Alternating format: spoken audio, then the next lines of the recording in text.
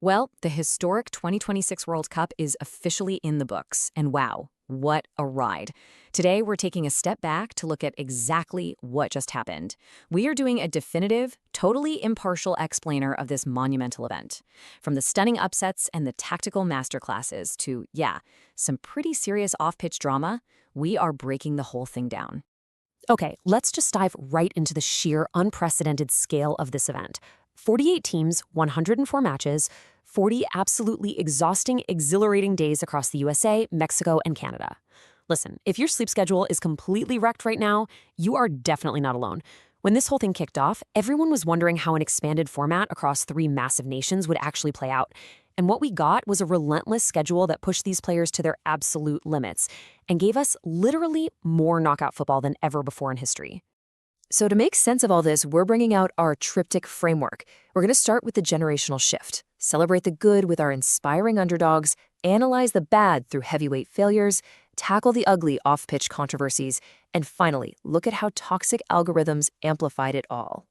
Right into Section 1, a generational shift. Now, before we even touch on the wins and losses, we really have to acknowledge the heavy emotional weight of this tournament. Because for football purists, this wasn't just another World Cup, right? This was a profound goodbye. We were literally watching the final dance for an era of legends who have completely defined the beautiful game for the last 15 years. We're talking Lionel Messi, Cristiano Ronaldo, Neymar. But it honestly goes deeper than that. You've got Manuel Neuer for Germany, Luka Modric for Croatia, Kevin De Bruyne for Belgium, Mohamed Salah for Egypt. This tournament marks a massive milestone. By the time 2030 rolls around, an entirely fresh generation is going to be inheriting the global stage. Moving on to Section 2, the good, inspiring underdogs. Because as one door closes, another opens, and trust me, there was a lot of good to talk about here. This tournament was absolutely defined by teams that just shattered all of our expectations. I mean, take the absolute fairy tale of Cape Verde. We're talking about a nation of just 500,000 people, no rich World Cup history to speak of, drawn into this brutal group with Spain, Uruguay, and Saudi Arabia. And yet, they went unbeaten in 90 minutes. They even pushed reigning champions Argentina to the absolute limit, forcing a crazy dramatic extra-time winner. And the breakout star of it all? Their 40-year-old goalkeeper, Vozina. Get this, before playing Spain, he had about 50,000 Instagram followers. By the end of his tournament, 26 million. That right there, that is the pure magic of the World Cup. And that underdog magic just kept rolling with Norway. After absolutely smashing the qualifiers, they dominated their group. I mean, they made 10 lineup changes against France and still held their own. But their defining moment came in the round of 16, where they utterly shocked heavyweights Brazil with a 2-0 victory, before fighting valiantly in a super tight loss to England. And leading the line, of course, was Erling Haaland. With 7 goals, he became the undeniable viral breakout superstar, especially for those casual fans who really only tune in every 4 years. But it wasn't just about Cinderella runs, it was about teams maximizing their potential. Paraguay put on this absolute defensive masterclass, grinding out a historic win against Germany that was so huge, their government literally declared a national holiday the very next day. Then there's Belgium, totally written off as an aging squad, right?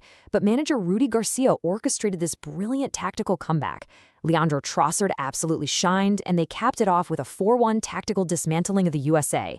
And we definitely can't forget the hosts. Canada secured their first ever tournament win. Mexico turned the Azteca into an absolute fortress.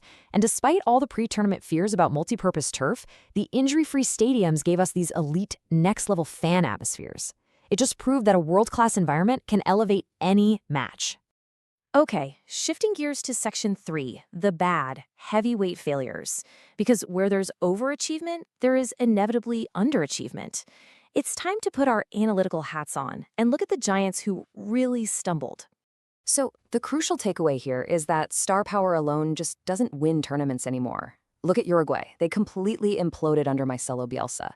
They couldn't beat Cape Verde or Saudi Arabia, leaving with just 2 points. Turkey, who everyone tipped as dark horses, crashed out after losing to a 10-man Paraguay. Then you have Brazil. They look disjointed and totally unconvincing. Carlo Ancelotti's stubborn reliance on out-of-form veterans led directly to their shocking elimination by Norway. And perhaps the most frustrating was Portugal.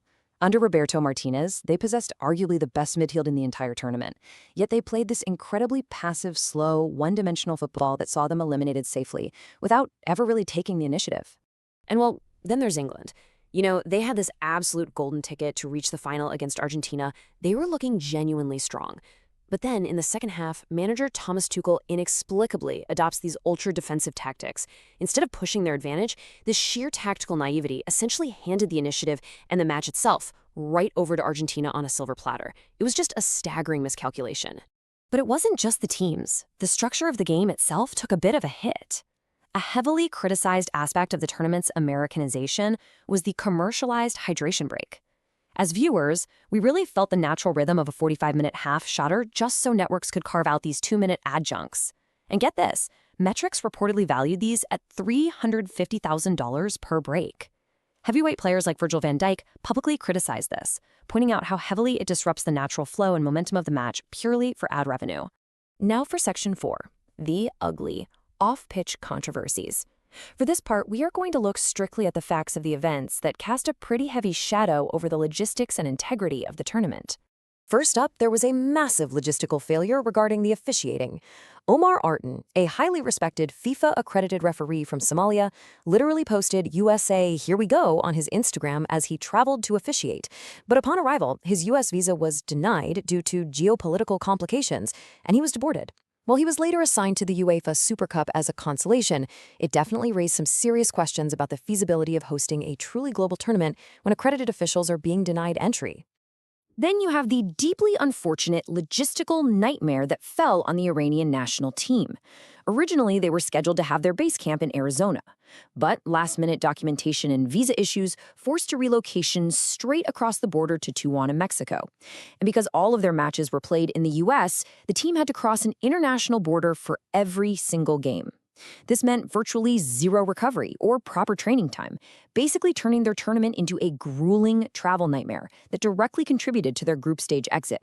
We also witnessed some absolutely unprecedented political intervention. Before the USA's round of 16 match against Belgium, Donald Trump actually contacted FIFA President Gianni Infantino regarding a red card given to US striker Folarin Balogun. Following that contact, the red card was surprisingly converted into a suspended sentence, which allowed Balogun to play. Naturally, this fueled a massive reaction from the Belgian squad. They used it as direct motivation in a 4-1 victory, which Romelu Lukaku capped off by performing a Trump dance right after scoring. Finally, Section 5, the algorithm and final thoughts. Let's examine how modern technology and fan culture basically collided to amplify the ugliest moments of this tournament. This brings us to the ultimate modern football fan's dilemma, the algorithmic echo chamber. Whenever a controversial match occurred, like Argentina versus Egypt, social media algorithms immediately went into overdrive. If you engaged even slightly with the idea that the match was rigged, your feed was instantly flooded with biased, deceptively edited clips, like the heavily debated Jed Spence foul footage, all designed to confirm your bias. Conversely, other people were fed videos entirely debunking those exact same fouls. The algorithm fed users exactly what they wanted to see, which rapidly escalated toxic narratives and wild accusations of rigging, completely fracturing the fan base. And because of that algorithmic manipulation, respectful football discourse basically vanished. Instead, almost every single refereeing decision or match outcome devolved into these endless, nasty, and frankly exhausting Messi versus Ronaldo arguments. Even in 2026, with Ronaldo exiting in the round of 16 and Messi advancing to the final, fans just could not simply appreciate the football. The discourse turned into vicious online warfare, completely overshadowing the actual matches being played on the pitch. So as we officially close the book on this massive 104-match event, I really want to hear from you guys. For all you focused learners and football purists out there, what are your distinct good, bad, and ugly memories from this incredible, exhausting tournament? Drop your takeaways in the comments below. And as we look ahead to 2030, a massive question remains. Will the sport heal these toxic algorithmic divides, or is this highly fractured, politically charged arena just the permanent new reality of the beautiful game? Think about that for a second and make sure to join us for our upcoming deep dive explainer on the grand final. I'll catch you in the next one.